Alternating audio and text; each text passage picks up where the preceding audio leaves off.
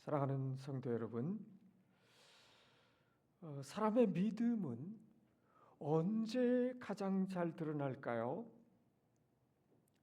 내가 어려울 때도 드러나지만 사실은 다른 사람들이 어려울 때 더 분명히 드러납니다. 누가 넘어졌을 때, 누가 눈물을 흘릴 때, 누군가 실패하고 무너질 때에 그때 우리의 마음이 드러납니다. 우리는 세 부류의 사람이 될 수 있어요. 첫째는 넘어진 사람을 더 아프게 하는 사람이 될 수 있습니다. 둘째는 멀리 서서 구경만 하는 사람이 될 수 있어요. 셋째는 가까이 다가가서 손을 내미는 사람입니다. 오바댜 서는 바로 이 질문을 우리 앞에 던지고 있습니다. 내 형제가 고난당할 때에 너는 어디에 있었느냐 하는 것입니다. 오바댜 서는 구약에서 가장 짧은 책입니다. 한 장밖에 없어요. 그러나 그 메시지는 대단히 날카롭습니다. 오바댜라고 하는 이 이름은요, 히브리어로 여호와의 종, 하나님을 섬기는 자 이런 뜻을 가지고 있어요. 하나님은 그의 종 오바댜를 통해서 에돔의 죄를 책망하셨습니다. 심판하셨어요.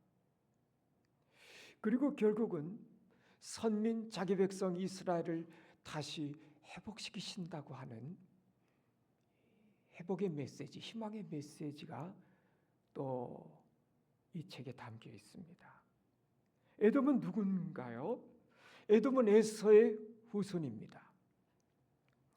야곱과 에서는 한 어머니 리브가에서 태어난 형제, 쌍둥이 형제였잖아요. 그러므로 유다와 에돔은 단순한 이웃 나라가 아니에요. 형제 국가입니다. 형제 민족이에요. 형제 국가예요. 그런데 유다가 바벨론 제국에 의해서 재난을 당하던 때, 나라가 비참하게 멸망해 가던 그때 전 국토가 유린당하고 약탈당하고 백성들은 포로로 끌려가던 그날 에돔은 형제의 자리에 서지 않았습니다. 돕지 않았다 하는 것이죠. 오히려 멀리 서서 유다의 멸망을 기뻐했어요. 형제가 죽어가는 것을 기뻐했다는 얘기죠. 또 같이 바벨론 제국 군대와 함께 형제를 약탈합니다. 도망가던 유다 백성들을 잡아서 원수에게 넘기는 이런 일까지 해버렸습니다. 그래서 하나님은 이 에돔을 향해서 말씀하고 계시는 것입니다. 10절입니다.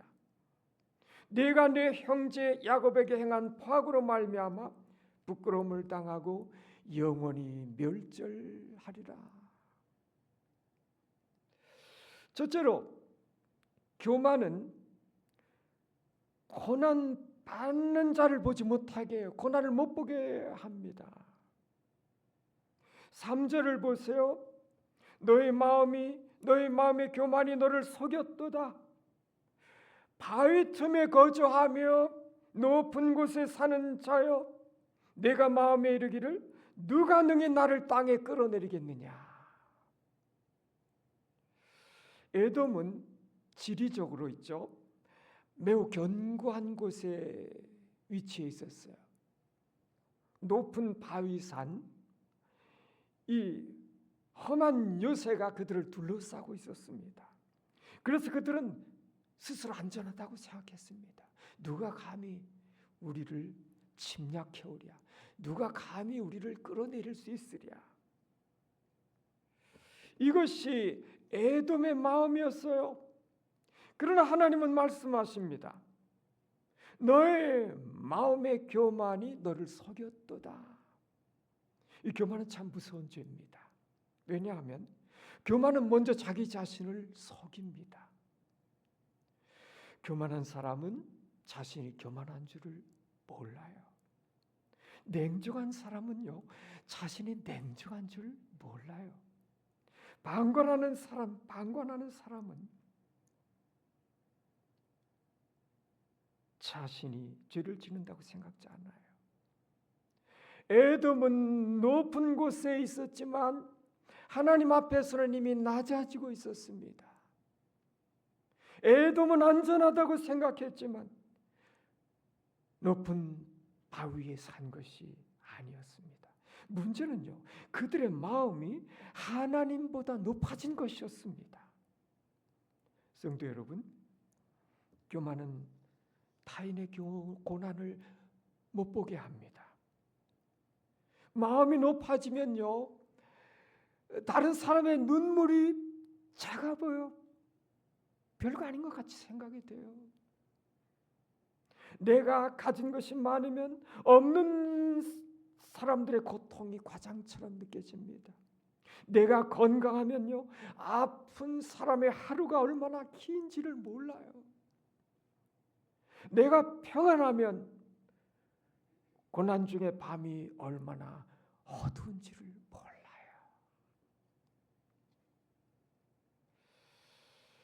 그러나 사랑하는 성도 여러분, 고난받는 사람 앞에서 우리의 첫 반응은 판단이 아니라 긍휼이어야 한다는 것입니다. 왜 그렇죠? 우리는 그 사람의 진실한 사정, 모든 사정 몰라요. 우리는 모르거든요. 어떻게 해서 그와 같은 힘든 일, 어려운 일들에 처하게 됐는지, 고난과 위기가 찾아오게 된 우리는 몰라요.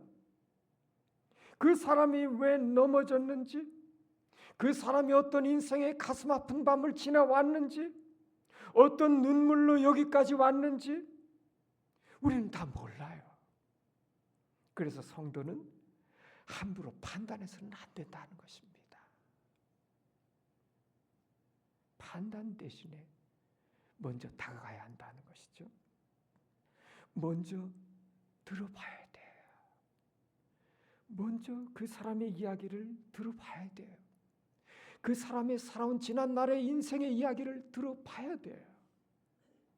먼저 울어줘야 돼요. 예수님이 그렇게 하셨거든요. 예수님은 병든 자를 보실 때에 먼저 정죄하지 않으셨습니다. 귀신 들린 자를 보셨을 때 멀리하지 않으셨어요. 죄인을 보실 때 그 인생을 포기하지 않으셨어요. 오히려 주님은 가까이 가셨습니다. 부담스러워하지 아니하시고 만지셨어요. 어루만져 주셨어요. 손잡아 일으켜 주셨습니다. 사랑하는 여러분, 우리의 마음의 교만은 멀리 서게 합니다. 환난당한 자, 고난당하는 자로부터 우리를 자꾸 먼 곳에 멀어지게 만듭니다. 그러나 하나님의 은혜는 우리를 가까이 다가가게 합니다.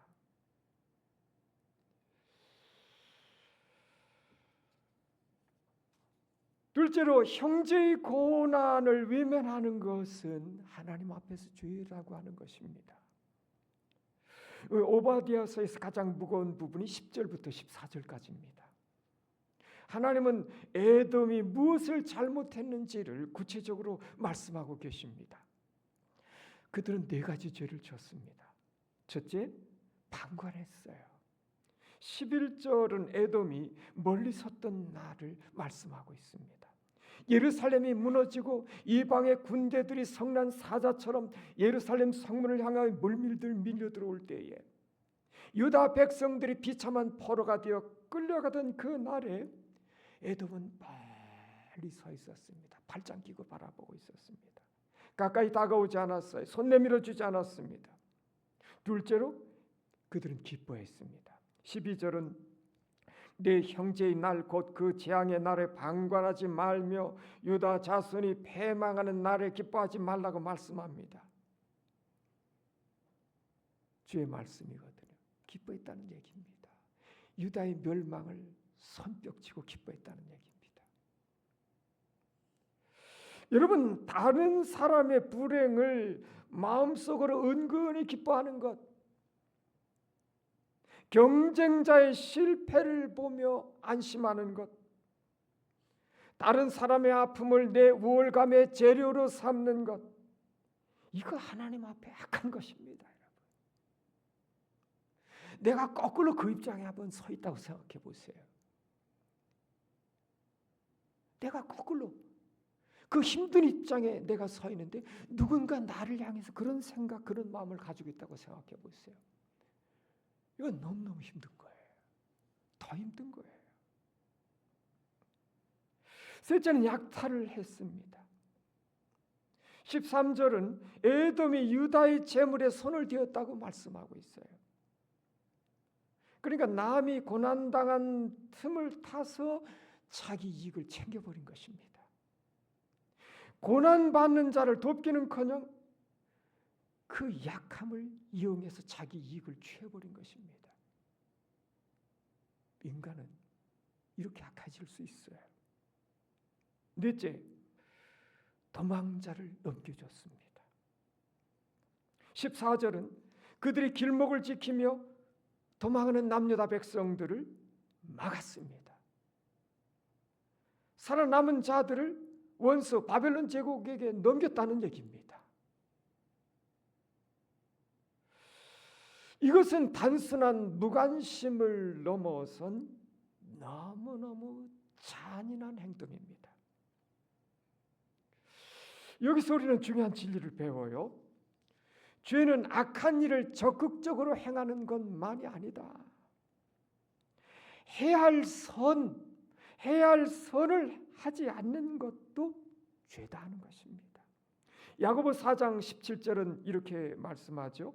그러므로 사람이 선을 행할 줄 알고도 행하지 않으면 뭐다? 죄다 하는 것입니다. 에돔은 이렇게 말했을지 모르겠어요. 우리가 예루살렘을 직접 무너뜨린 것은 아니다. 우리가 아니라 바벨론 군대가 그 짓 한 거 아닌가. 그러나 하나님은 에돔의 방관을 분명히 죄라고 말씀하셨습니다. 왜냐하면 그들은 형제의 고난을 보고도 외면해 버렸기 때문입니다. 사랑하는 성도 여러분, 오늘 우리에게도 에돔의 마음이 내 안에 숨어 있을 수 있습니다. 가정 안에서 가족 중에 누군가 지쳐 쓰러져 있는데 모른 척할 수 있습니다. 교회 안에서 어떤 성도가 상처받고 있는데 그냥 쓱 지나칠 수 있습니다. 주변 사람이 경제적으로, 정서적으로, 영적으로 무너지고 있는데 나도 힘든데, 나도 바쁜데 하며 마음을 닫을 수 있습니다. 물론 우리는 모든 사람을 다 도울 수 없습니다. 우리는 하나님이 아닙니다. 모든 문제를 우리가 다 해결할 수도 없어요. 그러나 하나님께서 내 눈앞에 보내신 사람을 외면해서는 안 되겠다 하는 것입니다. 내가 할 수 있는 작은 순종이 있습니다. 따뜻한 말 한마디 해주는 것, 위로의 문자 날려주는 것. 여러분, 내가 너무너무 힘들 때요, 그 한마디 따뜻한 그 간단한 위로의 문자 하나는 엄청난 힘이 됩니다. 그 힘은 어마어마합니다. 내가 실제로 어려움에 처해 보면 이거 할 수 있어요. 그리고 그의 어려움을 끝까지 말없이 들어주는 것. 이 들어주는 것, 이것만으로도 많이 치료가 돼버리거든요. 그리고 곁에 함께 있어주는 것. 내가 뭐 어떻게 할 수 있는 게 없어요. 어떻게 할 수 있는 게 없어. 그러나 그 곁에 어려움 당한 이의 곁에 있어주는 것. 정답보다는 곁에 있어주는 것. 충고보다는 손 내밀어 주는 것. 설명보다는 같이 눈물 흘려주는 것. 이게 큰 힘이 되는 것입니다. 그리고 실패한 사람을 다시 받아들이는 것. 품고 공동체로 받아들이는 것. 이거 중요한 것입니다. 욥기를 읽어보면 욥이 말할 수 없는 그 재난을 겪게 되었을 때 그 친구들이 욥을 찾아오잖아요. 7일 동안 그 욥 곁에 있었어요. 그때까지는 잘했거든요. 문제는 이제 7일이 지나면서 입을 열어서 너 분명히 뭔가 모르는 죄가 있기 때문에 그 고난당하고 있는 거야. 막 그 힘든 욥에 대해서 막 정죄의 칼날이 막 날아가기 시작할 때부터이죠. 그렇게 되기가 얼마나 쉽습니까?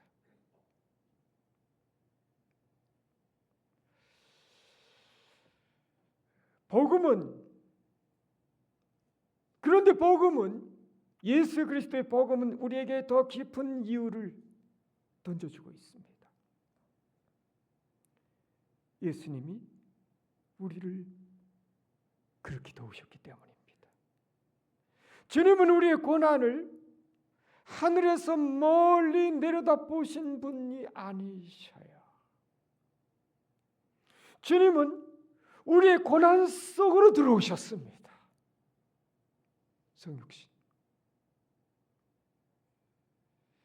말씀이 육신이 되셔서 우리 가운데 거하셨습니다. 우리와 함께 하셨어요.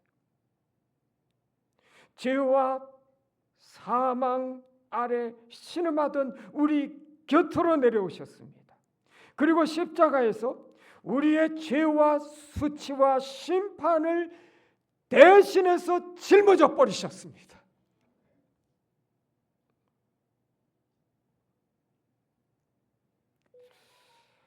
십자가는 하나님께서 고난받는 이들을 어떻게 도우시는지를 보여주는 가장 깊은 곳입니다.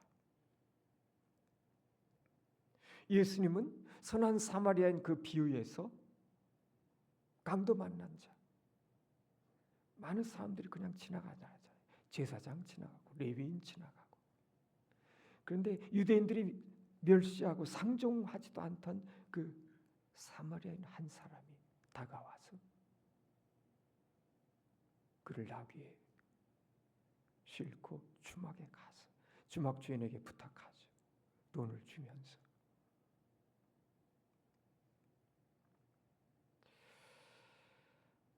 여러분, 상처 입은 자에게 가까이 간 선한 사마리아인, 그 선한 사마리아인의 완성이 우리 주 예수님이신 것입니다. 우리는 어떻게 보면 인생의 광야에서 강도받는 사람들입니다. 예수님은 자신의 피와 생명을 다 내어 주신 참된 구원자이셨습니다. 그러므로 은혜 받은 사람들은 고난받는 자를 외면할 수가 없는 것입니다.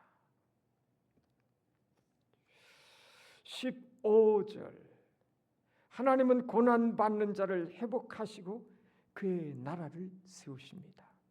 15절은 오바댜서의 중심입니다. 여호와께서 만국을 벌할 날이 가까웠나니 내가 행한 대로 너도 받을 것인즉 내가 행한 것이 내 머리로 돌아갈 것이다.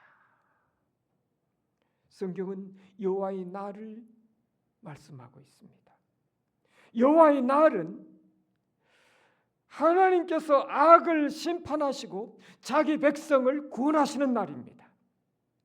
에돔에 행한 그 모든 일들은 결국 에돔에게로 돌아갑니다. 보복이 아니에요. 하나님의 공입니다. 하나님의 공이에요. 여러분, 세상에는 억울한 일이 많아요. 이 자리에도 억울한 일 살아오시면서 겪은 분들이 대화하다 보면 많거든요. 선한 사람이 손해보는 것처럼 보일 때가 많아요. 당장은.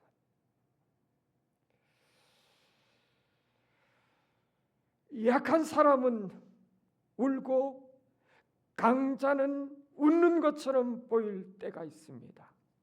그런데 여러분, 하나님은 그 모든 것 다 보고 계십니다. 하나님 그 모든 것 다 아십니다, 여러분. 다 보고 계셔요.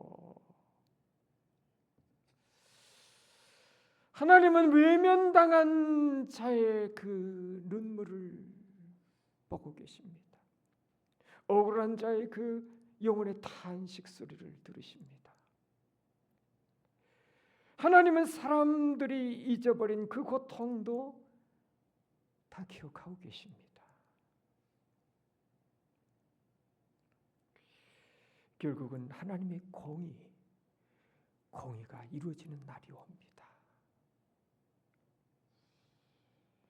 17절은 놀라운 회복을 선포하고 있습니다.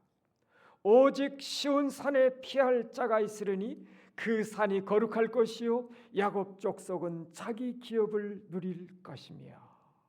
에돔은 무너지지만 시온, 하나님의 백성 다시 회복이 됩니다. 교만한 자는 낮아지지만 고난받던 하나님의 백성은 다시 일어섭니다. 하나님의 마지막은 멸망이 아닙니다. 회복입니다. 회복해요, 여러분. 회복시키셔요, 자기 백성을.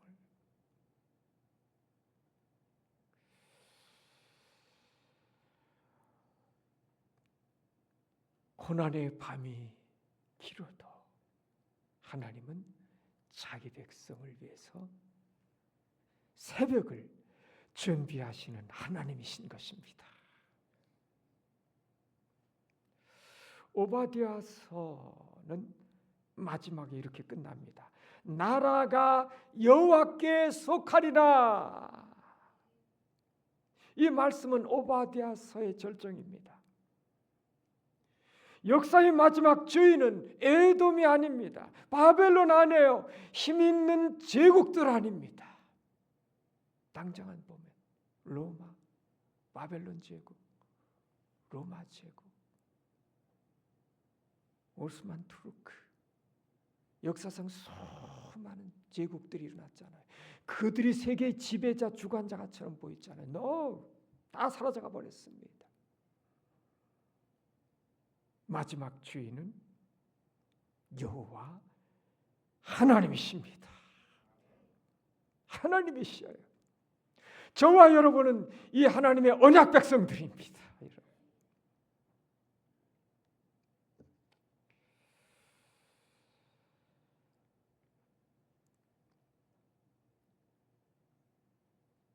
이것이 우리의 위로예요. 우리의 인생은 사람의 손에 달려있지 않습니다.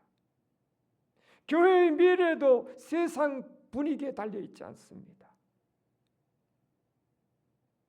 역사는 여호와 하나님께 속해 있습니다. 여러분, 나라 하나님께 속해 있습니다. 우리의 가정 하나님께 속해 있습니다.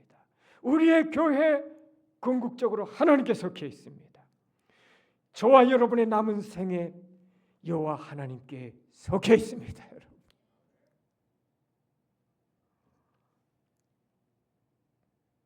그러므로 우리는 세상 방식으로 살지 말아야 되겠다는 것입니다. 세상은 강한 사람 편에 서라고 말합니다. 이익이 되는 사람에게 붙어라 말합니다. 약한 사람과 함께 있으면 손해다 말합니다. 그러나 하나님의 나라는 다릅니다. 하나님의 나라는 고난받는 자를 회복시키시는 나라입니다. 고난받는 자와 함께하고 고난받는 자를 회복시키시는 나라입니다. 약한 자를 품는 나라예요. 하나님의 긍휼이 강물같이 흘러가는 나라인 것입니다. 사랑하는 여러분, 그러므로 교회는 세상의 에돔이 되어서는 안 되고 작은 시온이 되어야 합니다. 상처 입은 사람들이 피할 수 있고 숨을 수 있는 곳이 되어야 합니다. 넘어진 사람들이 다시 일어날 수 있는 곳이 되어야 합니다. 가난한 사람들이 부끄러움 없이 도움을 요청할 수 있는 곳이 되어야 합니다. 눈물 흘리는 사람들이 판단받지 않고 함께 울 수 있는 곳이 되어야 합니다. 죄인이 복음 안에서 다시 새로워질 수 있는 곳이 되어야 합니다. 그것이 주님이 세우시는 교회인 것입니다. 여러분, 저는 우리 교회가 이와 같은 교회가 되기를 축복합니다. 성도 여러분, 오늘 하나님께서 우리에게 이렇게 물으십니다. 내 형제가 고난당할 때에 너는 어디에 있었느냐? 너는 멀리 서 있었느냐? 곁에 서 있었느냐? 너는 판단했느냐? 함께 울어줬느냐? 너는 이용했느냐? 아니면 붙들어 주었느냐? 우리는 에돔의 길을 걸어서는 안 될 것입니다. 예수님의 길을 걸어야 합니다. 예수님의 길은 고난을 외면하지 않는 것입니다. 예수님은 우리를 살리시기 위해서 가장 낮은 자리까지 내려오셨습니다. 그러므로 예수님의 사람들은 고난받는 자들 곁으로 가야 되는구나 하는 것을 알게 됩니다.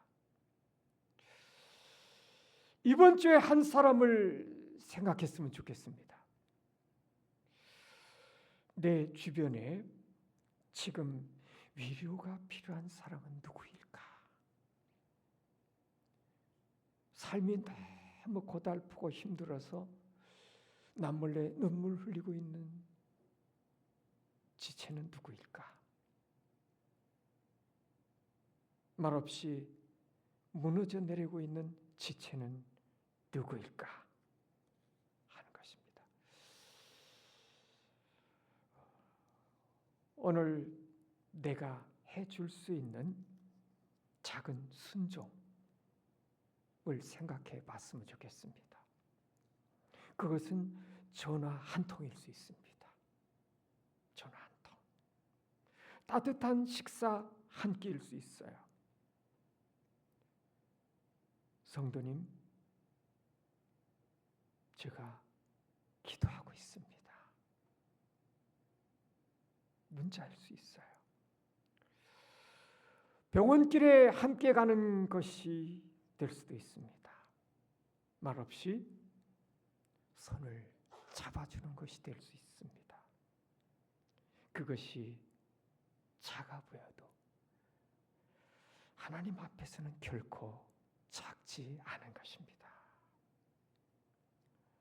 성도 여러분, 우리가 고난받는 자를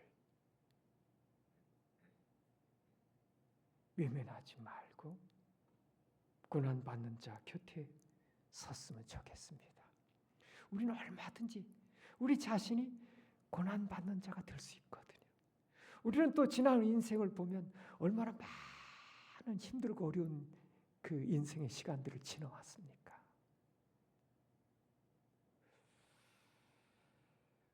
형제의 아픔을 외면하지 맙시다. 상처 입은 사람들의 곁에 서봅시다. 교만한 구경꾼이 아니라 긍휼의 이웃이 될 때 우리 교회는 이 시대의 작은 시온이 될 것입니다. 그리고 세상은 우리를 통해 보게 될 겁니다. 나라가 여호와께 속하였다. 기도합시다. 하나님 아버지, 우리 안에 숨어있는 애돔의 마음을 용서하여 주시옵소서. 형제의 고난을 보고도 멀리 섰던 마음들, 누군가의 아픔을 판단했던 마음들, 도와야 할 때 침묵했던 그 모든 것들을 주여 회개합니다. 우리 주님처럼 고난받는 이들 곁으로 가게 도와 주시옵소서.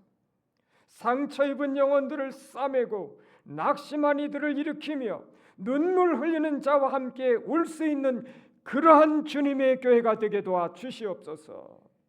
우리 교회가 작은 시온이 되게 도와주시고 이 땅에 고통받는 이들에게 하나님의 긍휼을 보여주는 공동체가 되게 도와주시옵소서. 예수 그리스도의 이름으로 기도합니다. 아멘.